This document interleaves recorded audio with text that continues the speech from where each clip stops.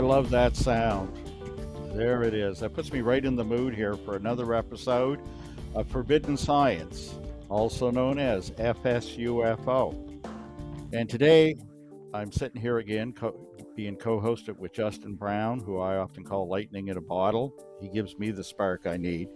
And today we're going to touch on a number of topics here that we haven't really gotten to yet in the brief history of this show. Right, Justin? We're going to get into things like cattle mutilation. We're going to get into things like the trickster aspect of the phenomena. And sometimes that word's applied different ways, but when we get to our guests, we're going to see it. So, what else are we going to touch on today, Justin? You are even more familiar with our guest work than I am. I can't hear you, Justin. My lip reading ability is. There we go.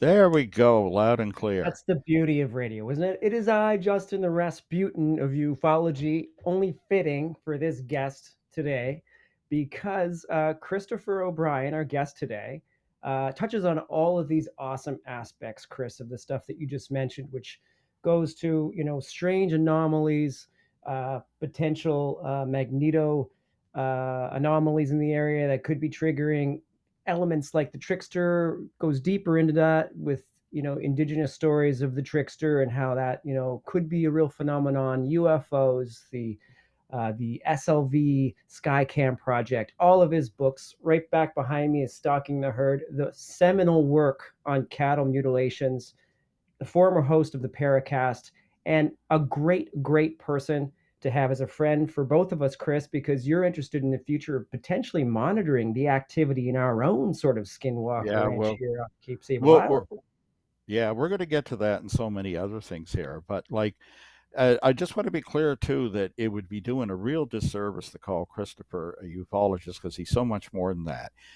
He's an anomalist, he's an investigative journalist, and he's the author of several books that are available on Amazon. And we're privileged to have him here today. So, without any further ado, let's bring him on and jump into it and talk to this Renaissance man. Hello, Hey guys. Christopher. Welcome to Forbidden Science. Yeah, cool. You're Thank you for having me. we're connected. I'm still amazed. I can see you. Where are you today? You're in Colorado, is it? No, I'm in Sedona, actually, Sedona, Arizona. Sedona, Arizona. Cool. Yeah, I I'm can't. working on a film project. And like I like to say, we're at the tailpipe of North America here in Nova Scotia. So, due to the magic of the internet, here we are batting things around. And today our topic is you. And I hardly know where to begin. I mean, looking at our time, we're going to have you back. I know that because we're just not going to get through everything. But I'd like to get through a smattering of the key different things you do there. And Justin, who's even more up to date with your work than I am, because he actually has time in his life to listen to podcasts and keep up with the Oh, I do. latest. I see. Okay. I'm going to leave it up to him to figure where we're going to begin. I know I've got some questions. I definitely want to get into the whole surveillance thing down the road and that. But Justin, why don't you start us off with what you think is perhaps one of the most interesting aspects of Christopher's work for our audience here? Well, I think it's great to start off because before the show, Christopher was talking about some of the labels he's got over the years. And Chris, you also mentioned it in the intro. If there's one thing Christopher does not want to be called, it's a ufologist. So Mm, maybe we should start there, Christopher. yeah. Yeah. I don't know. I've been involved peripherally in the ufological field now for 30 years. It's fractious. It's filled with a lot of fuzzy thinking. Uh, there's too much emphasis on the extraterrestrial hypothesis, which I personally feel is the Hmm. least likely explanation to explain the type of activity that people have been reporting since in the modern era, since 1947, but probably going back thousands of years. One of my favorite books by a ufologist is A Passport to Magonia by Jacques Vallée, who Right up there. right. There you go. Absolutely. Couldn't agree more. I see the reprint there. Yeah, Yep. with the trickster masks. Yep. um, I've always felt that we're dealing with other tenants in the building, I think that we may be the aliens. We may have been brought here at some point, and that whatever we are calling ETs are actually more terrestrial than we are, and that's difficult for people in ufology to wrap their heads around.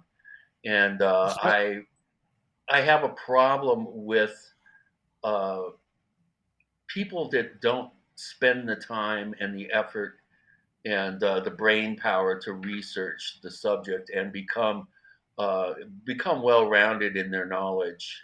That's constantly something that really bugs me.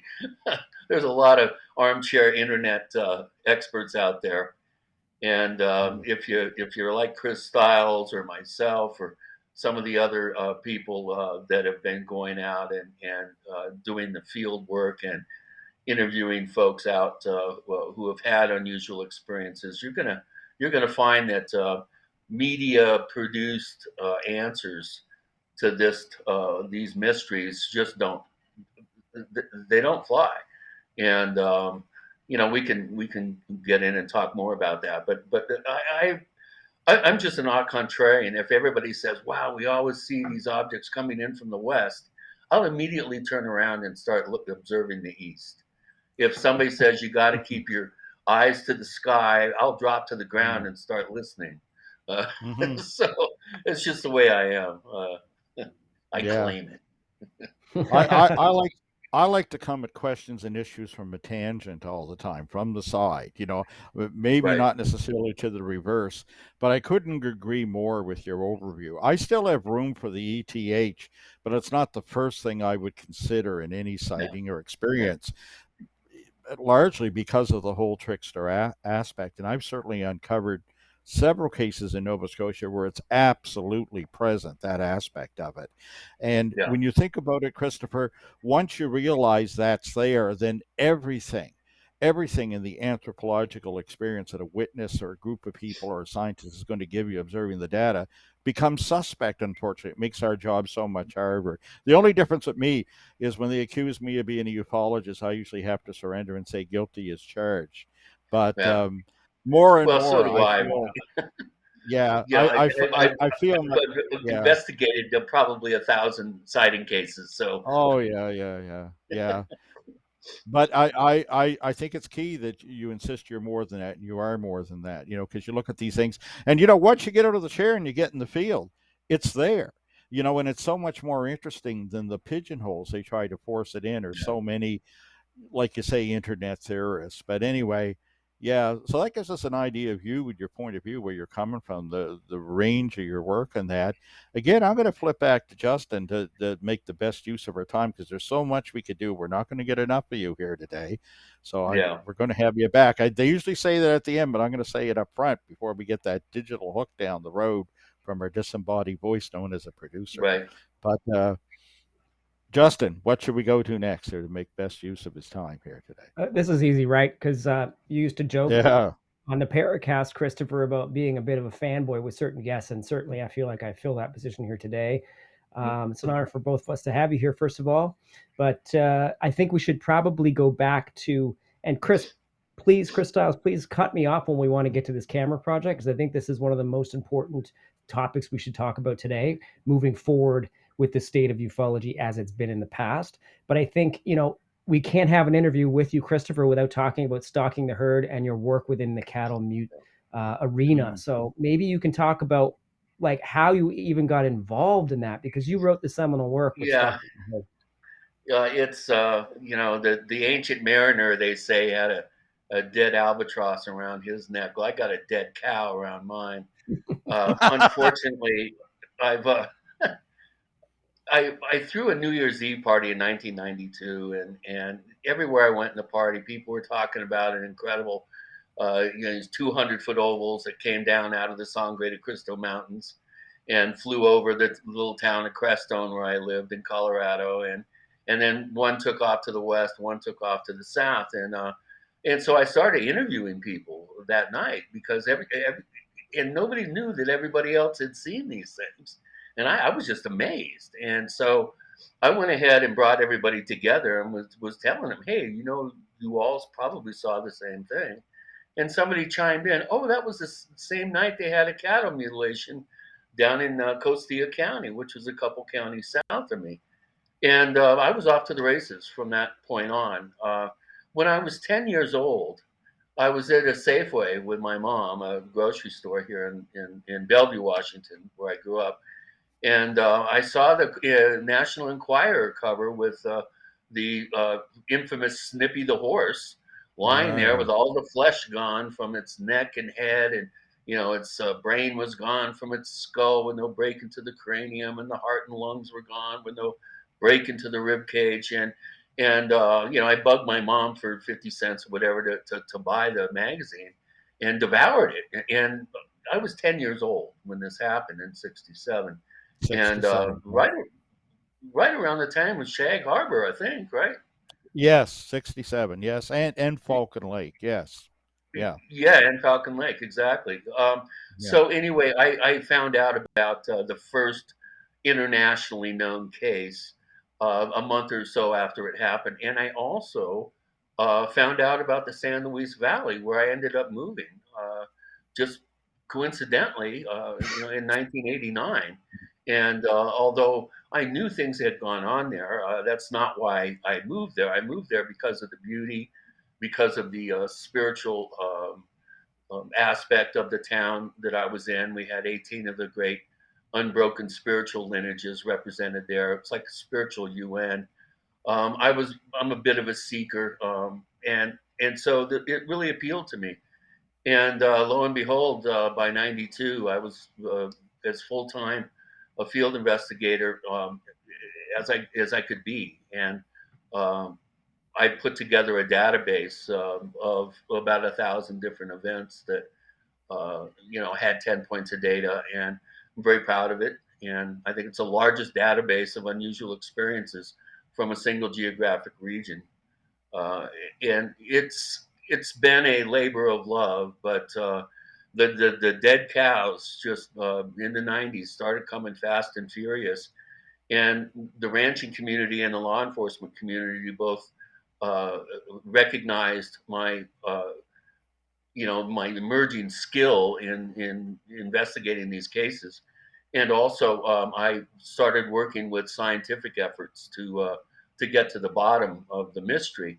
Now, UFOs are cool, and occasionally we get some physical evidence. It's pretty rare, but you can't argue with the up to 1,000, 2,000 pounds of physical evidence lying there in the field, just taunting you. So the 200 cases that I investigated, I estimated about 140 were equivocal. They may have been high strange, but probably not. Just unusual looking scavenger action. And then about 60 cases, 40 to 60 cases, were definitely real. They were cut with sharp implements. A couple were cut with a lasing instrument, and then out of those, there were 8 or so that defied medical science. Just were really freaky. so, so we're talking, 2%. What 4% of the cases were high strange, and then the majority of the other cases were probably done by humans.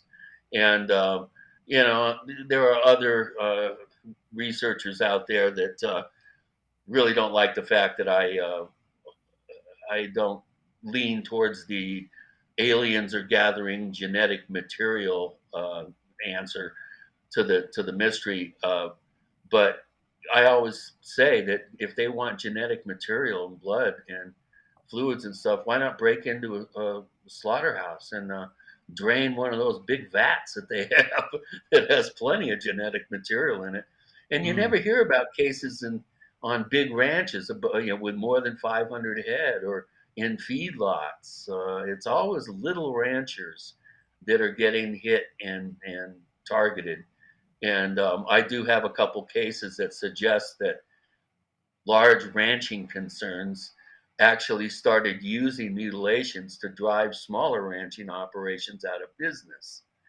So it gets very complicated, and that's why Stalking the Herd, when I finished it, was 900 pages, and I had to take 300 out just so that the publisher would publish it. And it is the only collection of 12 different databases that have been coalesced and collated together on a day by day, week by week, month by month manner, year by year. And it also looks at our amazing relationship with cattle that goes back 30,000 years. Cattle were domesticated from these huge animals called aurochs, which were the size of small elephants with horns, and very nasty wild creatures. And about 12,500 years ago, or 10,500 BC, we managed to begin domesticating them. And that process took about 1,000 years. So uh, I look at all the ins and outs of our relationship with cattle, how we worship them for 1,000, well, 2,000 years, and then how King James took all references of bulls out of the Christian Bible. So yeah, there is, a historical significance with the sacredness of cows.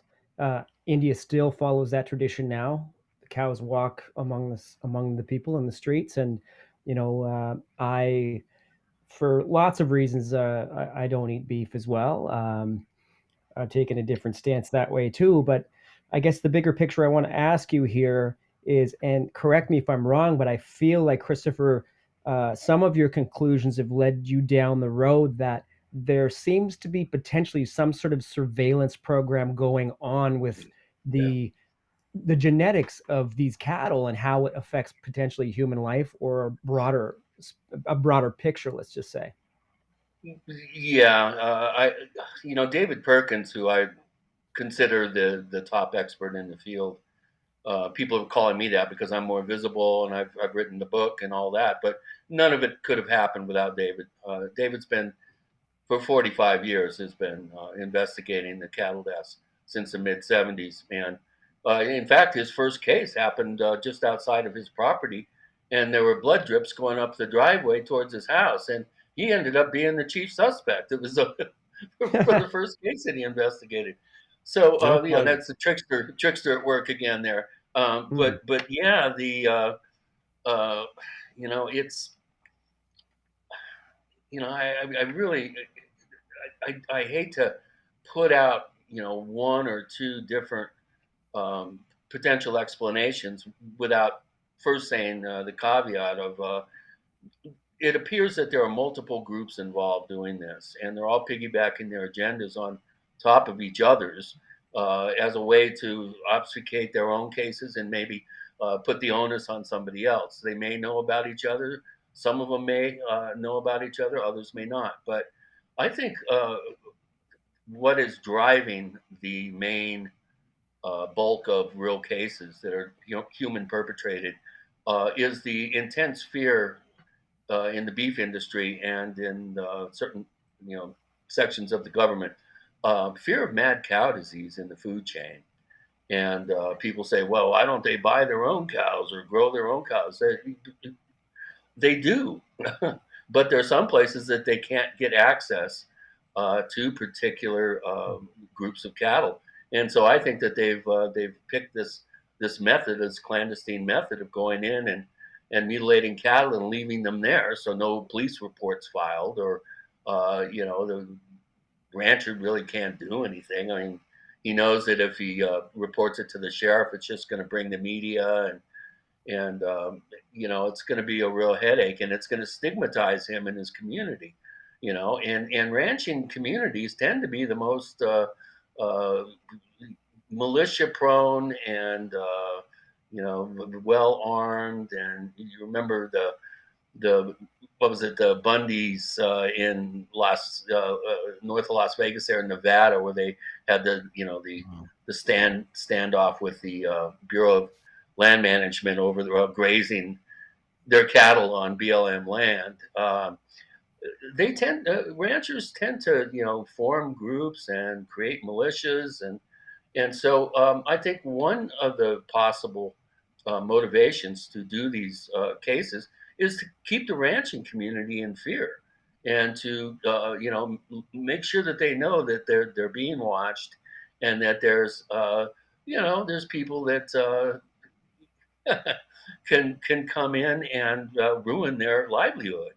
So I think there's a fear factor that's involved as well, especially with the larger ranches, maybe using the mutilation technique to terrorize their small rancher neighbors. 70 to 80% of the ranches that existed, the mom and pop ranches, less than 500 head, 70 to 80% of them that existed back in the 70s, where all these mutilations were occurring, are now gone.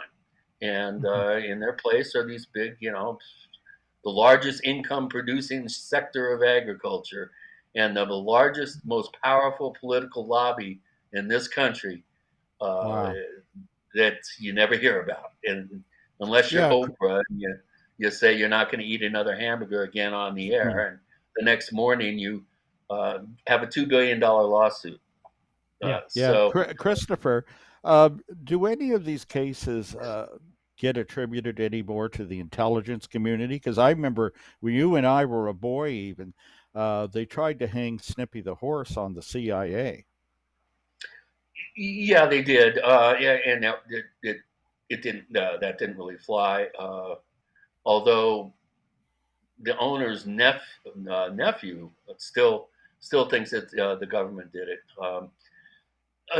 Yeah, if you look at when the mutilation wave started, it's right when a lot of combat helicopter pilots had come back from Nam in '73 and '74, and uh, you know, there could have even been some prankster joyriding choppers going around doing this just for kicks, which would have been a very small percentage of cases, but it wouldn't be my idea of how to spend a Saturday night. Let's put it that way. Tipping cows Uh, is one thing. Trying, yeah. you know, trying to track down and mutilate a 1,000-pound animal. It's not as easy as some people might like to believe. So anyway, I really have a feeling that multiple groups are involved. There is some aspect of monitoring the environment that I think is very important.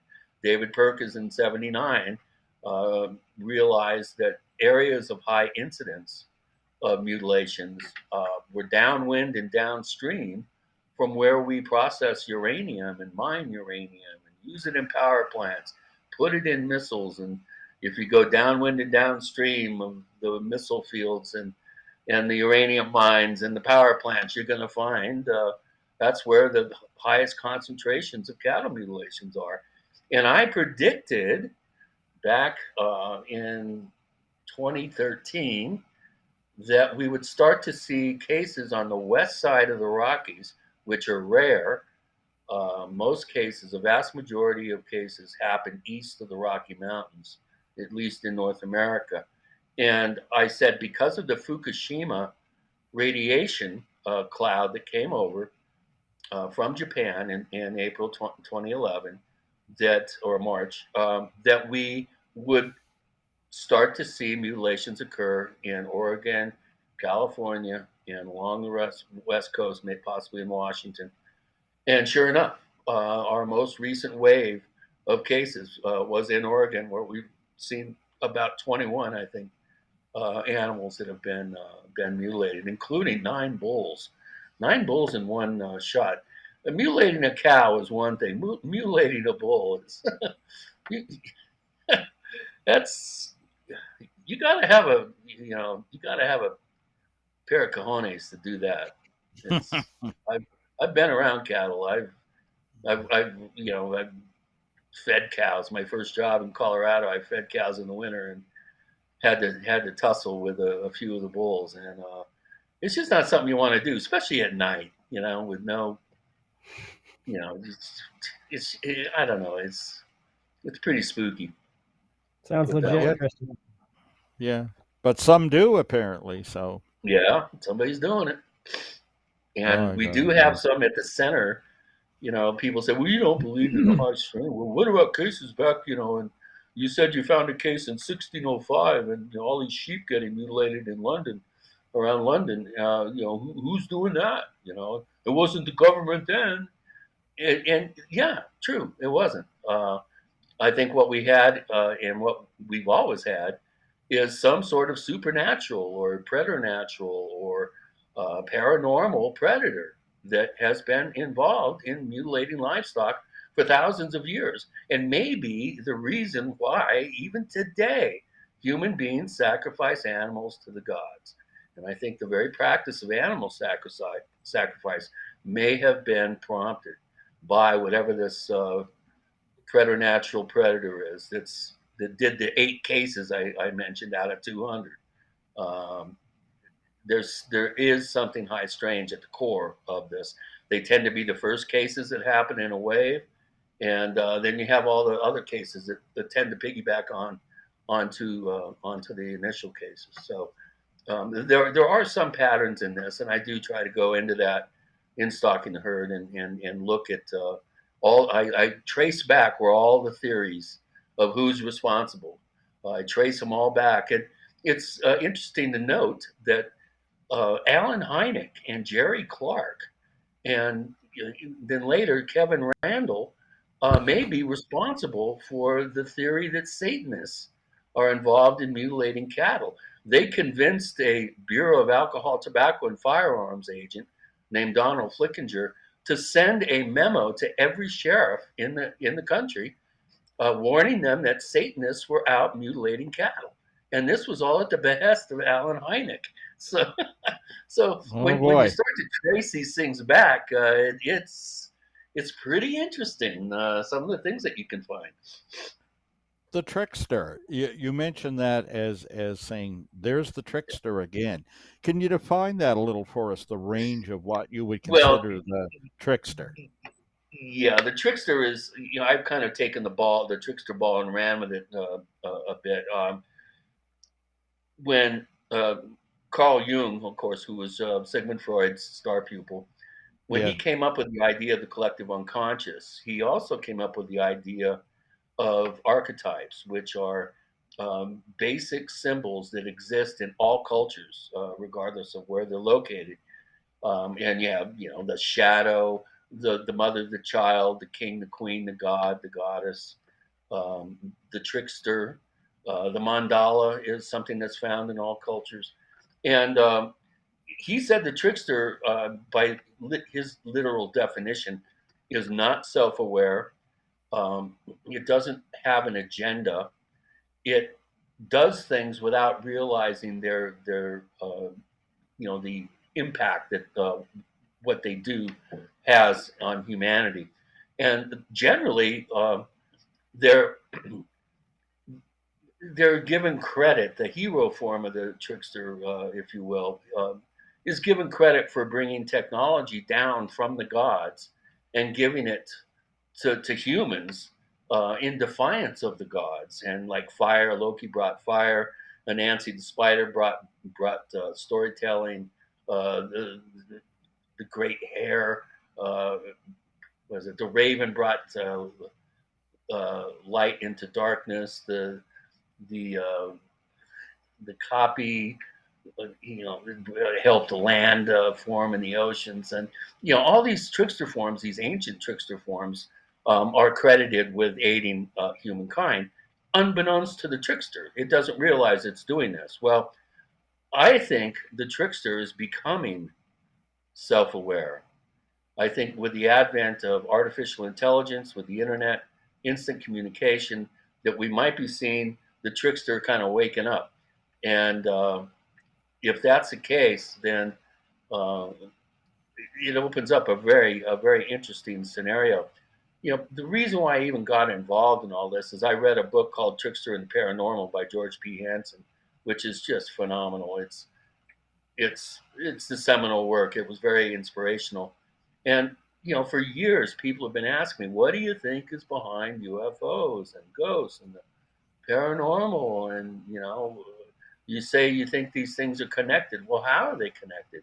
Well, it dawned on me after reading Hansen's book that the trickster is a perfect mechanism that you can use to connect, you know, divergent paranormal phenomena and mysterious types of phenomenal events. Now, that sounds kind of weird on the surface, but if you think about it, tricksters can shapeshift. And so, if anything can shapeshift, then to me, there's a good chance that there's some tie in with the trickster. And the trickster mechanism, as I call it, uh, I think is behind many of the events that I've and probably you have, Chris, Yeah. investigated. You know And where I could give you examples that just are mind blowing. yeah, Christopher, where I thought I've seen it here is in the cases where I investigate a UFO case and there's been multiple almost teasing premonitions before it happens that are quite accurate to the event. Almost as if it's like calling out to the witness, for the attention. And, even before they have what they consider the genuine event, there's a real anthropological impact here, to the witness, right? And, Right. it'll be teasing. And it's really cool. I've seen cases where somebody will keep looking up and saying, "Can you see something?" And it's there and it's not. And they'll ask a partner or a friend, and it'll happen several times. And then before the day is open, suddenly they'll go, "What's that?" And everybody looks up and experiences it, but it's as they would have Yeah. described if you pull, again, it just has that trickster element to it. That's where I've run into And it. I've had personal experience with that sort of feeling that I was sort of guided in some weird unconscious way to an event, unbeknownst to me until it happened. This whole concept of the evolution of the trickster is fascinating to become a sort of tulpa.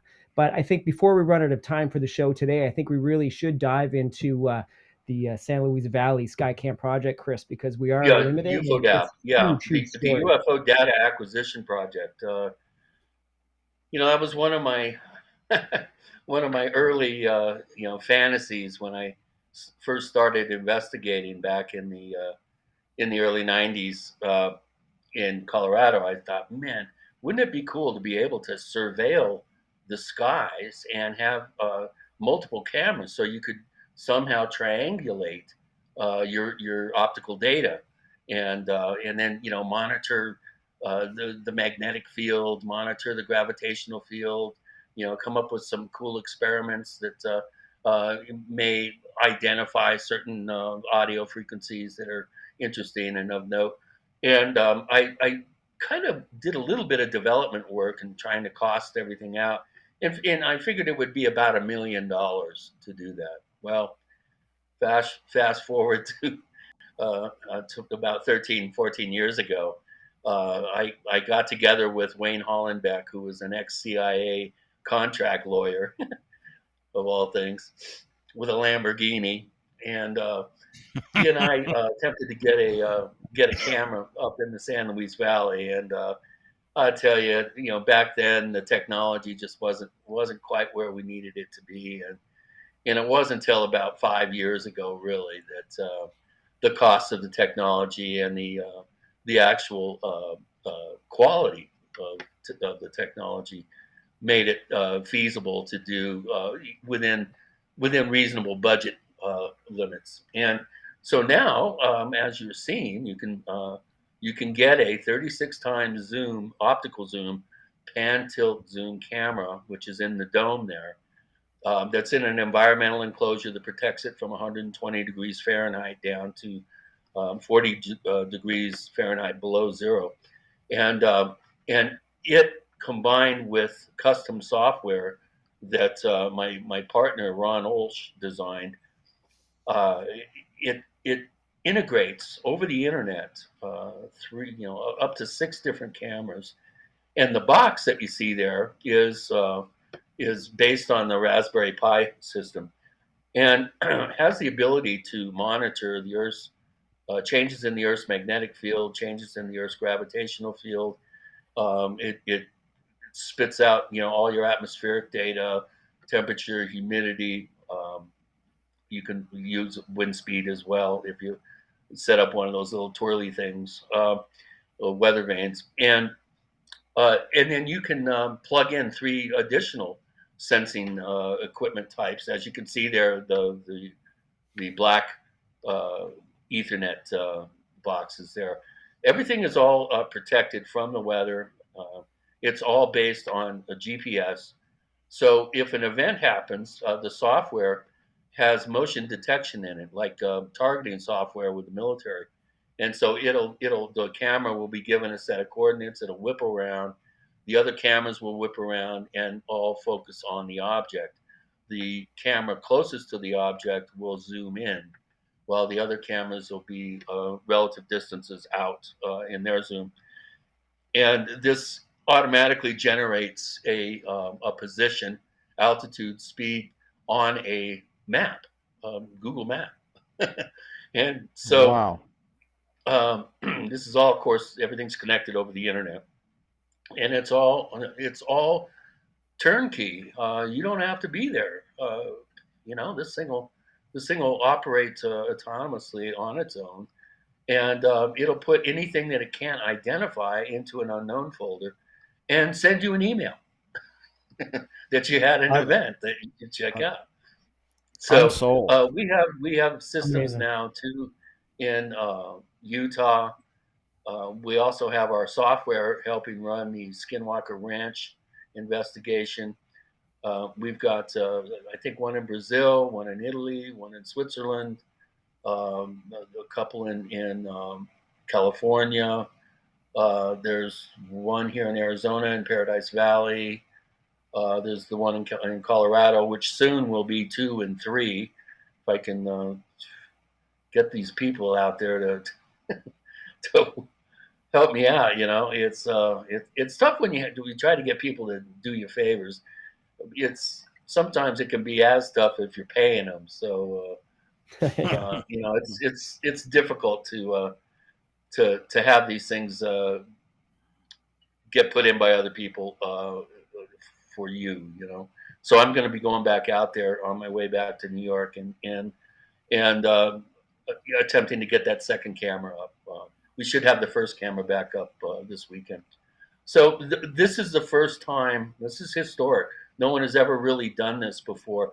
We don't count the Hasdalen project in Norway because it doesn't have triangulation, and Mm. Right. it's kind of old technology.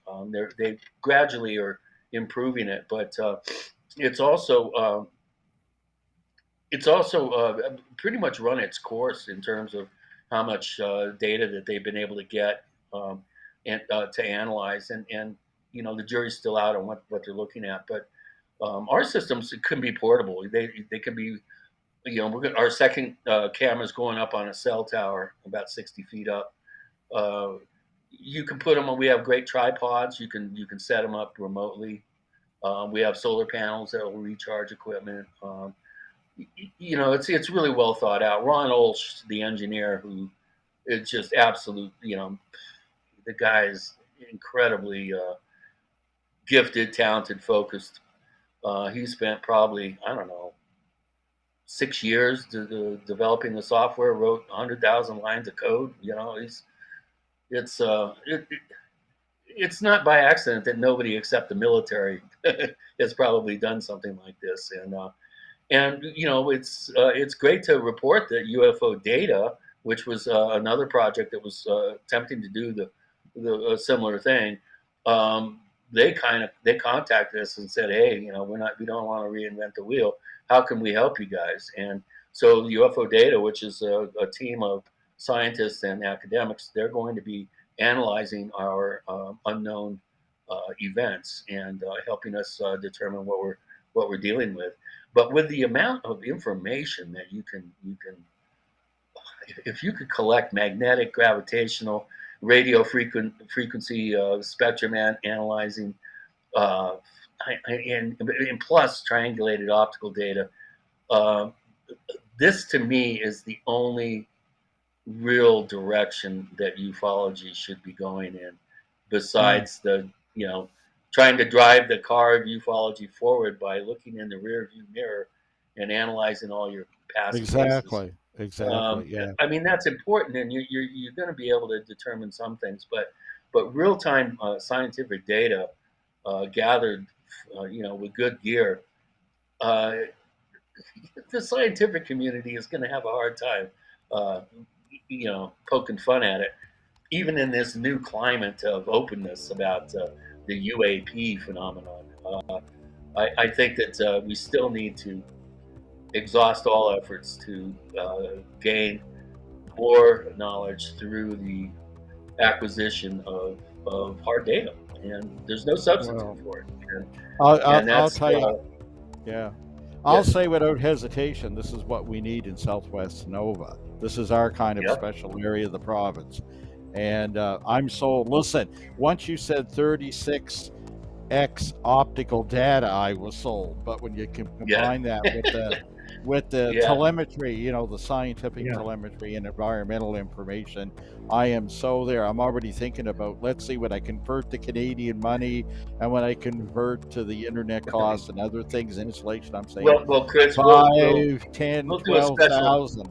Mm, we'll do a I'm special doing this. package for you. We're You've gonna been a hold you to hero of that, mine for Christopher. years. You're a hard sell, but yeah. I mean, give us probably a year for fundraising or something, but boy, I'll tell you, Right. I'm sold. Right, Justin? I don't know. It's I'm way to on go, board man. all the way. This is what we need All here too, right. Christopher. So we got to get you back there. We got to make a sail down the road Oh at yeah, least here. That's yeah. like, hell yeah. We just licked the tip of the iceberg. Well, I hear the music there giving us our digital hook here, as I like to call it. So I am just so pleased to have you here and to have this hope. Listen, when we're done, you stay on the line here so we can say a Okay. proper goodbye on that. And it's been a pleasure. And hopefully we'll get you down the road here. And hopefully we can do some business. Oh my God, I take on so many projects where I got to come up with money. But harder I to know the do in feeling. Canada too, let me tell you. Yeah, But that's right. my mind, I won't be able to sleep tonight, Christopher. Thank you so much for being a guest. So grateful. You're welcome. Thanks for having me, Thank guys. you. Yeah.